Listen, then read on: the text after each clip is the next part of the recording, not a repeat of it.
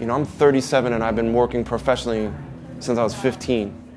So, and he took me out of high school. Like I worked with a guy named Marcus Miller on like Miles Davis and Luther Vandross records when I was like 15, 16, 17. He was my mentor, he's my student, you know, I was a student.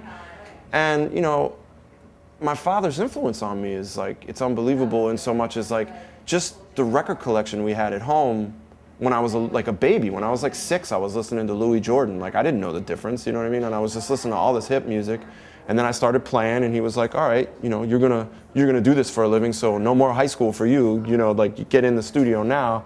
So I got like a 2-year head start, and I think that's what kind of sets me apart maybe from some of my age group, because I got steeped in an education from music producers and writers and musicians that were like 2 generations ahead of me, you know what I mean? Like literally in their 60s when I was 15, I was working on records, playing on records, arranging things for records.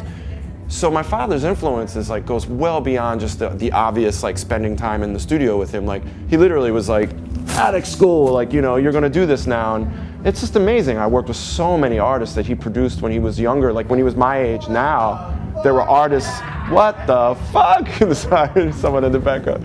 Yeah, just like, you know, he was my best friend, you know what I mean? We hung out all the time. We had very similar tastes in many things.